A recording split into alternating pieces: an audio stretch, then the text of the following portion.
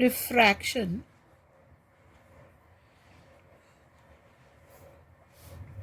through a lens.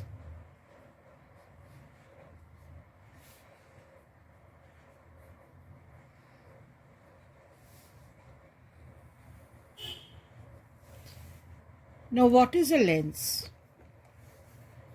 A lens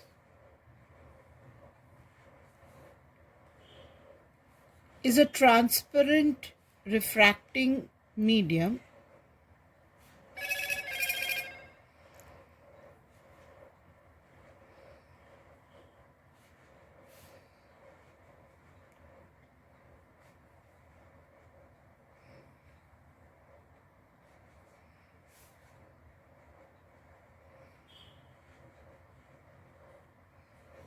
bounded by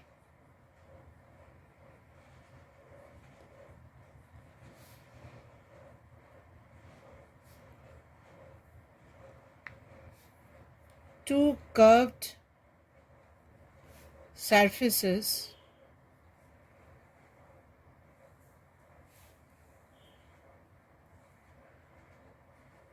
which are generally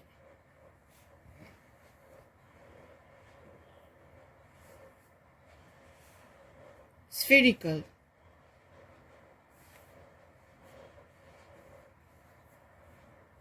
Sometimes a lens has one spherical surface and the other surface may be a plane surface. Lens can be of two types.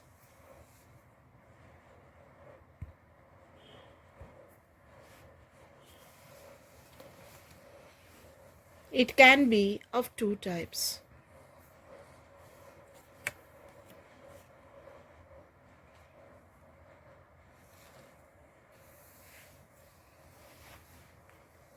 One is convex or converging lens.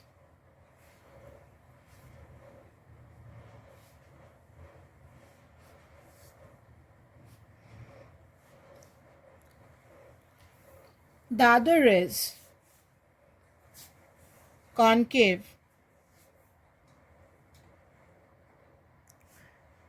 or diverging lens.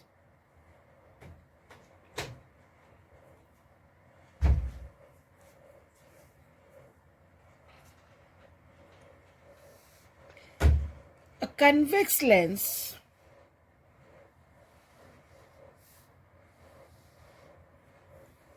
is generally thicker in the middle. A convex lens is something like this, which is thicker in the middle and thinner in the periphery. A convex lens is thicker in the middle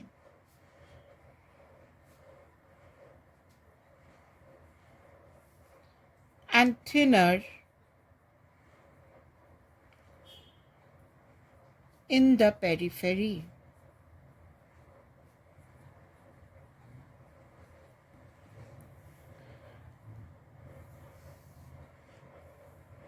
This lens actually converges light, so its name converging lens. A convex lens converges light and a concave lens diverges light. A concave lens is something like this.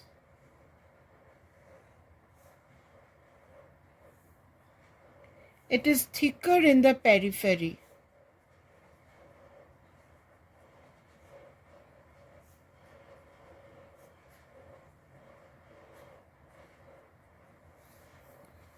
And is thinner in the middle. It is thinner in the middle.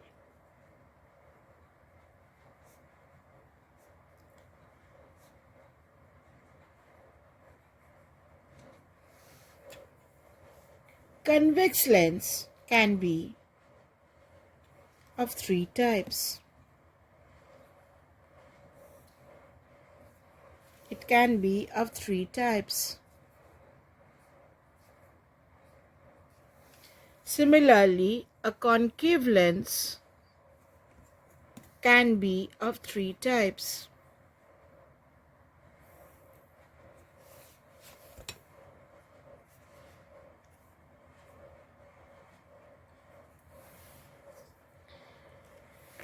The first type of lens has both the sides spherical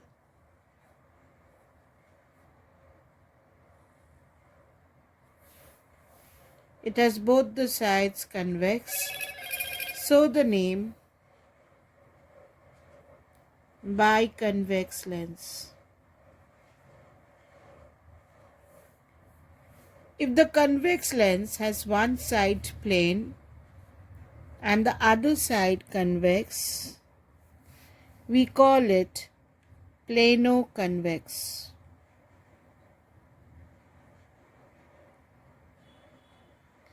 While if it has one side concave and the other side convex, then this lens is called concavo-convex.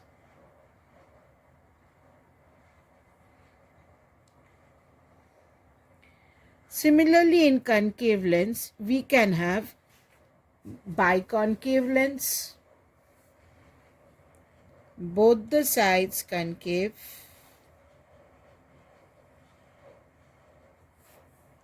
we call it biconcave lens. One side plane, the other side concave,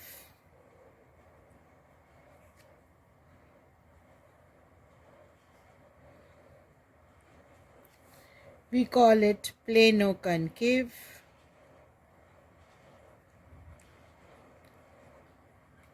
While if we have one side convex and the other side concave, we call it convexo-concave. But here all the three lenses converges light, and here all the three lenses diverges light. Hence the name diverging for concave and converging for convex. Converging action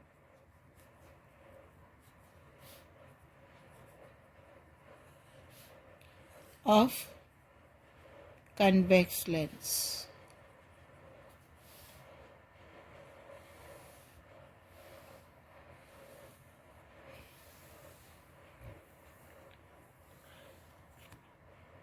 See, this is my principal axis.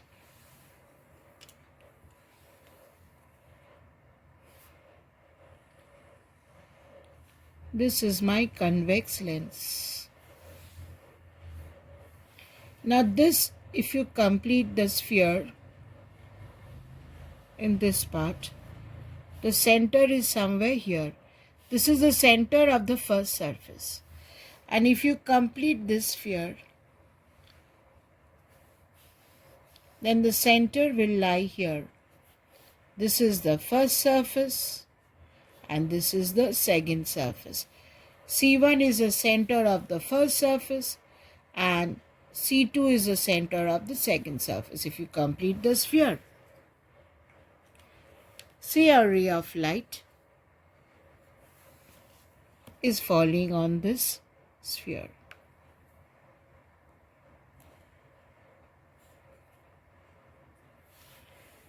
Now, which is my normal? Normal goes from the center of curvature. This is my normal. Normal always comes from the center of curvature. This is my normal.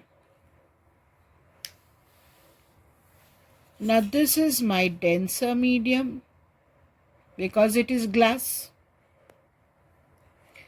This is rarer medium because it is air, and this is again rarer medium. Now rarer to denser, light bends towards the normal. So light comes towards the normal. Rarer to denser, light bends towards the normal. Now at this surface, which is my normal, normal will go from the center. This surface has a center this side. Now for this surface, this is my normal.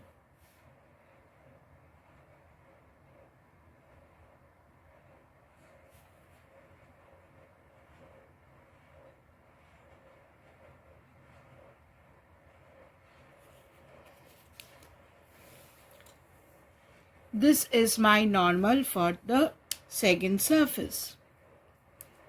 Now light is going to a rarer medium. So light bends away from the normal. It bends away from the normal. So the light is getting converged. Hence the name converging lens. Now let us look into a diverging lens. Diverging action of concave lens.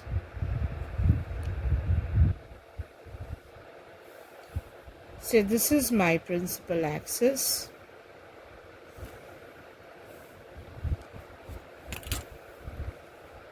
This is my concave lens.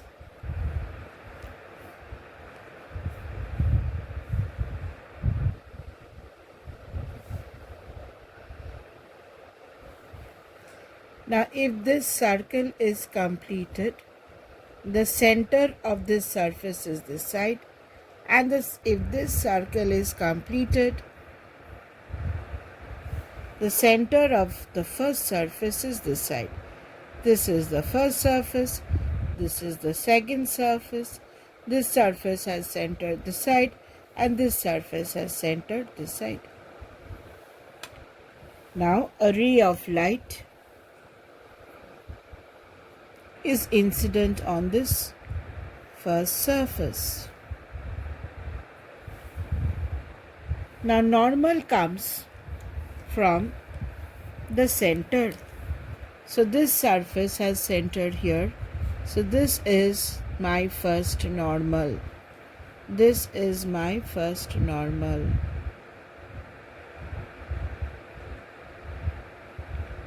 Normal is always drawn from the center. Now, rarer to denser, light goes towards the normal.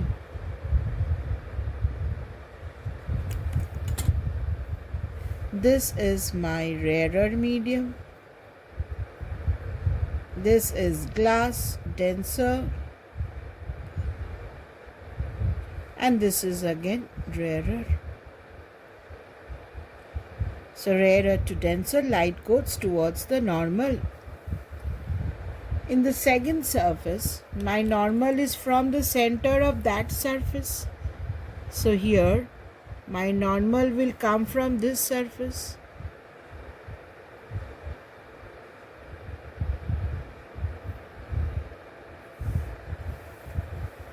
My normal will come from this surface. Now it is entering a rarer medium. So light will go away from the normal. So it is diverging the light. Hence the name diverging lens. This is rays are getting diverged. Hence the name diverging. And here light converges.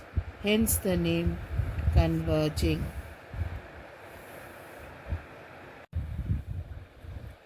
prismatic action of lens.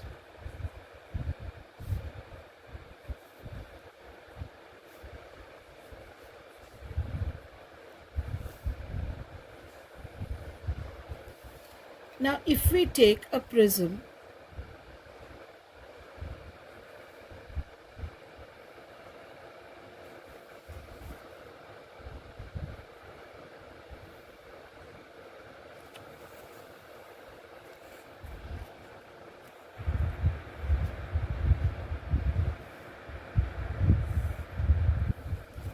and a rectangular glass slab,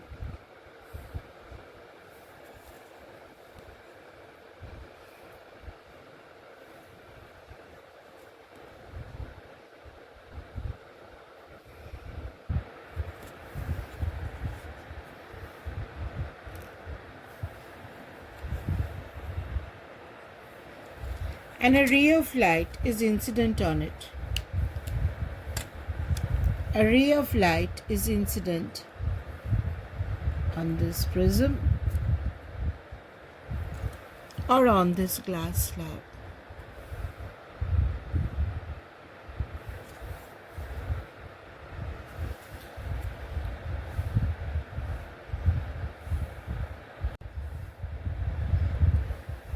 Now, if we draw the normals,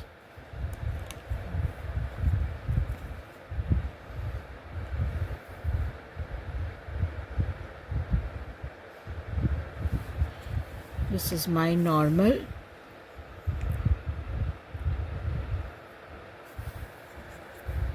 Light is going from a rarer to a denser medium, so light bends towards the normal.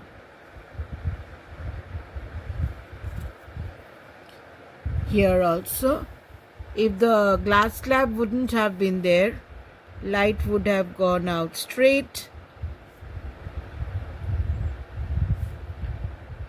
But because of this glass slab, light bends towards the normal.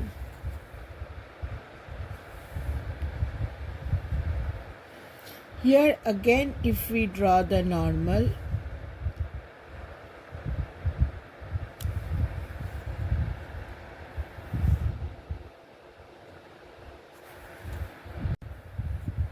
here light bends away from the normal.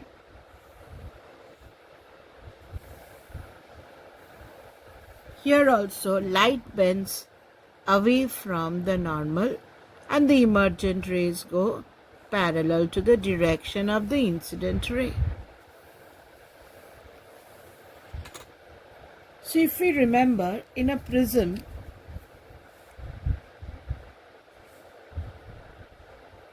light bends towards the base of the prism.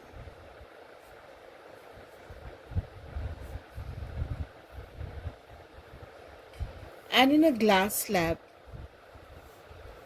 there is a lateral shift, there is a lateral displacement.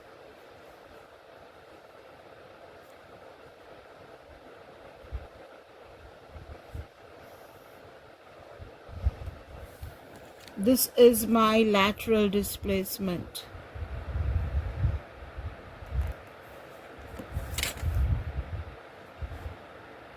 This is my lateral displacement D.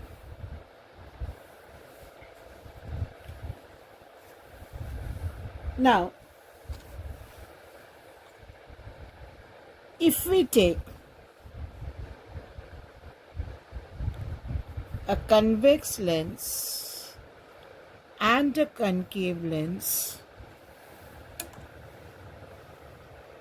say this is my convex lens and this is my concave lens.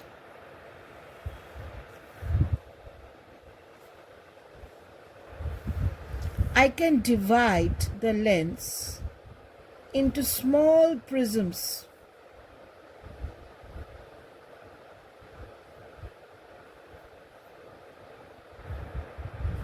At the center, we can consider a rectangular glass slab. This is a prism. This is also a prism. I can divide the prism into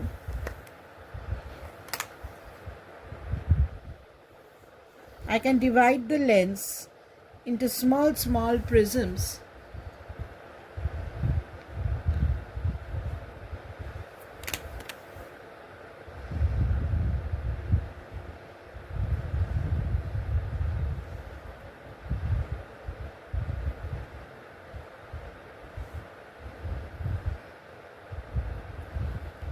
I can break the lens into small prism, and at the center I can have a rectangular glass slab.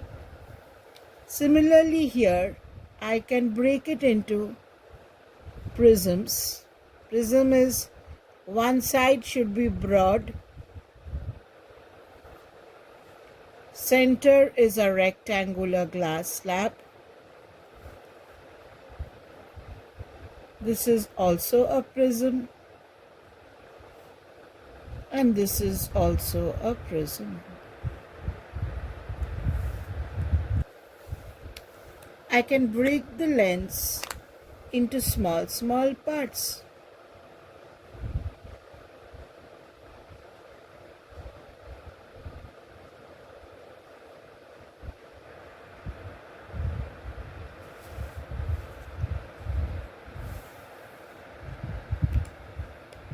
Now, here, when light is incident, it bends towards the base of a prism. Refraction should take place at two surfaces. But we are going to take an equivalent refraction from the center.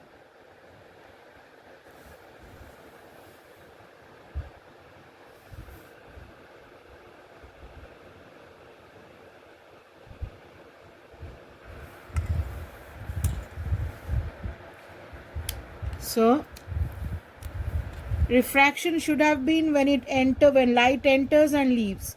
But we are going to take an equivalent refraction from the center of the lens, from the aperture of the lens. This is called the aperture. Say a ray of light is coming.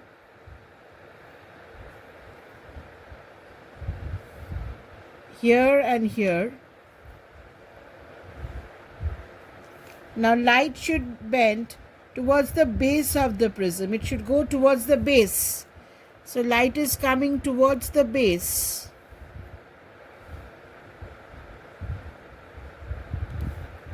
Here again.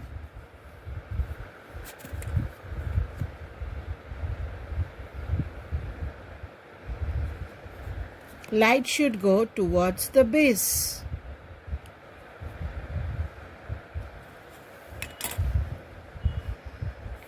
The base is on top. Here the base is here. So light should come towards the base. In a concave lens, say light is coming till here, we will take an equivalent refraction from the aperture of the lens. The center is the aperture. Here the base is on top, so light should go towards the base.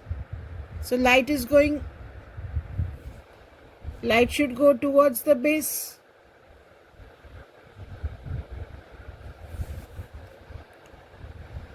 Here again, light should go towards the base of the prism.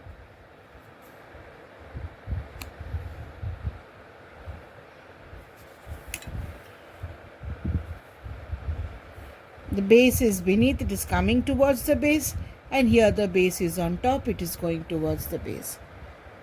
So it is the prismatic action of the lens. If you break the lens into small parts, the prismatic action of the lens gives the diverging and converging action of the lens.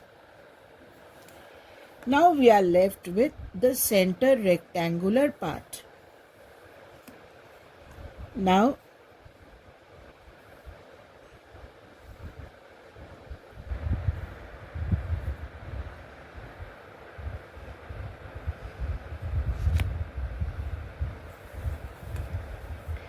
This is my convex lens.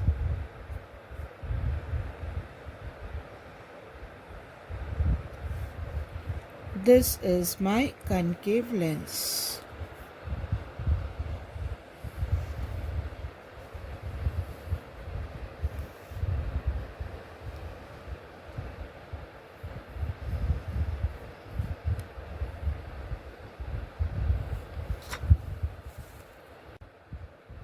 Now at the center of the lens, we assume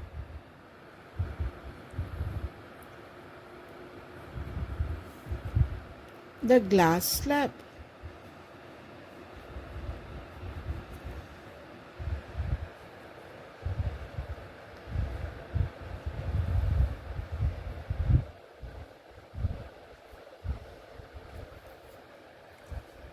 Now, in a glass slab, there should be a lateral displacement. In a glass slab, there should be a lateral displacement. So, when a ray of light comes,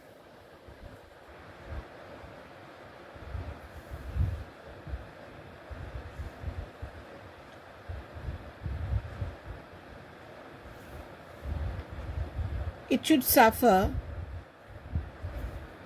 a lateral displacement. It should go like this. There should be a lateral displacement. But for the time being, we are going to assume the lens as very thin.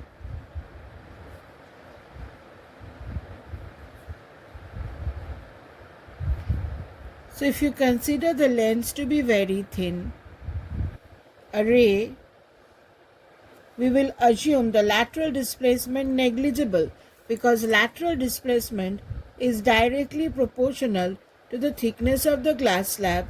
If the lens is very thin, lateral displacement will be neglected. We will neglect the lateral displacement in the glass slab. Same thing applies for concave lens. Through the glass slab, there should have been a lateral displacement. The light should have suffered a lateral displacement. It should have gone like this. It should have gone parallel to this. This should have been parallel.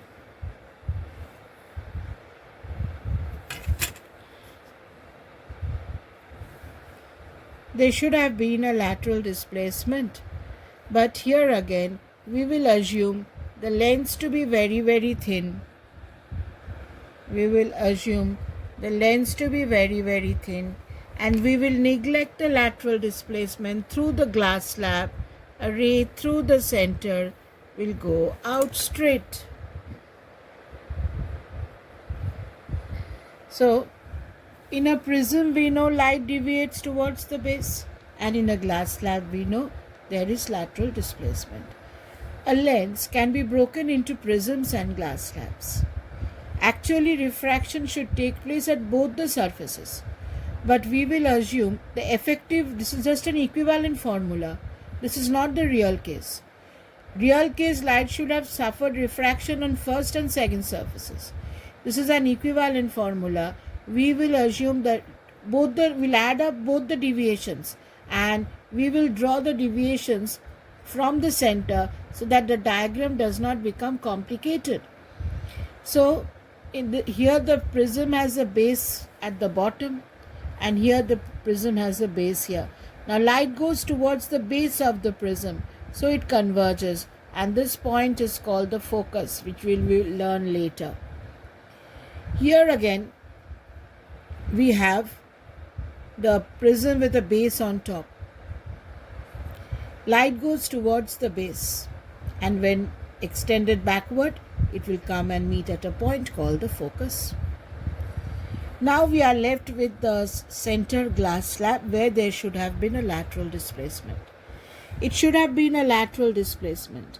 but we will assume the lens to be very thin and neglect, because lateral displacement is directly proportional to the thickness of the glass slab, and if the lens is very thin, the glass slab will have very little thickness, there will be very little lateral displacement and can be ignored.